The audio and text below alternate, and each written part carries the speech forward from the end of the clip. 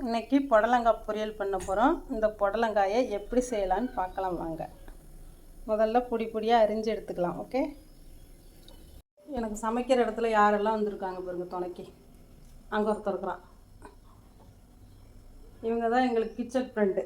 இவங்க 2 பேரும் போர் அடிக்காமல் இப்படி வந்து படுத்துக்கிட்டானுன்னா நான் சிங்கில் போய் எப்படி வேலை செய்கிறது? தட்டு தட்டு மாதிரி மிரிச்சுட்டா உடனே கடிச்சுக்குவான். ஏய் இங்கே பாரு, எப்போ எந்திரிப்பா? எந்திரிச்சு ஓரமாக படுத்துக்க. நான் மறந்தாப்புல மிதிச்சு கூட போகிறேன். வா கொஞ்சம் நவுந்து படுத்துக்க சாமி.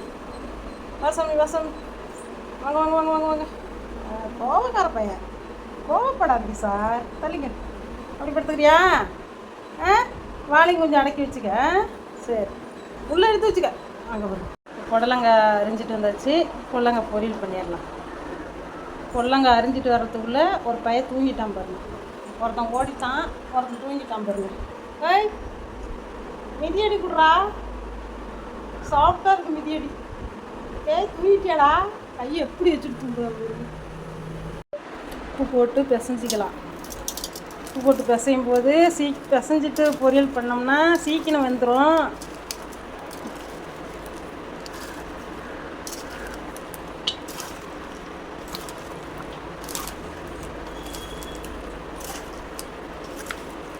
இந்த மாதிரி பிசைஞ்சு எடுத்துக்கலாம்.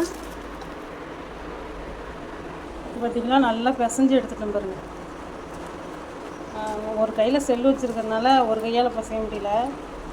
நல்லா 2 கையாலையும் நல்லா அழுத்தி பிசைஞ்சு எடுத்தாச்சு பாருங்க.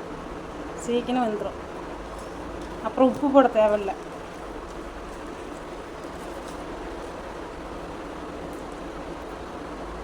இன்னும் சாப்பிட்லாம். கடாய் அடுப்பில் வச்சு ஆயில் ஊற்றிக்கலாம். ஒரு 2 ஸ்பூன் ஊற்றிருக்கேன். எண்ணெய் சூடானதும் கடுகு போட்டுக்கலாம். கடுகு பொரிஞ்சிடுச்சு. கருவேப்பிலை சேர்த்துக்கலாம். வெங்காயம் சேர்த்துக்கலாம்.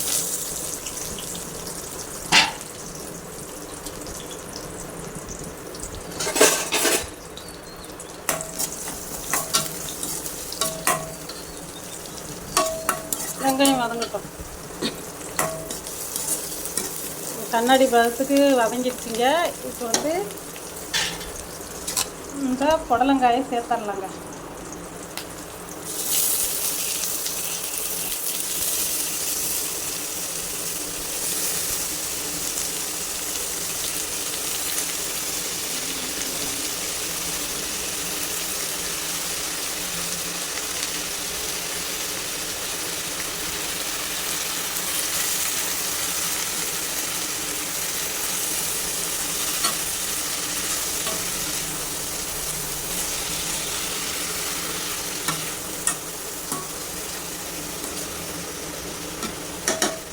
இது சிம்மில் வச்சு மூடி வச்சுக்கலாங்க.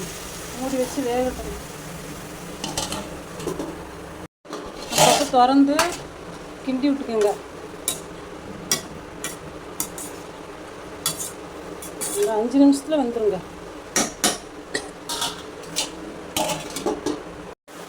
நல்லா வெந்துருச்சு. இப்போ அது கூட எண்ணெய் சேர்த்தலான்னு பார்க்கலாம்.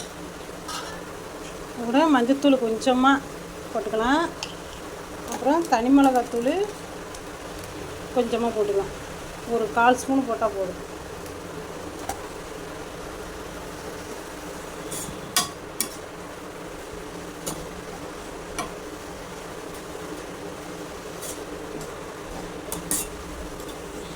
இதே தேங்காய் பூ போடுற மாதிரி இருந்தால் பச்சை மிளகா சேர்த்துக்கிட்டு தேங்காய் பூ போட்டுக்கலாம். அது வேறு மாதிரி டேஸ்ட் கொடுக்கும். இது வேறு மாதிரி டேஸ்ட் கொடுக்கும். என்கிட்ட தேங்காய் பூ இல்லை, அதனால் நான் இப்படி செய்கிறேன். இப்படி செஞ்சாலும் சூப்பராக தான் இருக்கும். நீங்களும் இந்த மாதிரி செஞ்சு பாருங்கள், சூப்பராக இருக்கும்.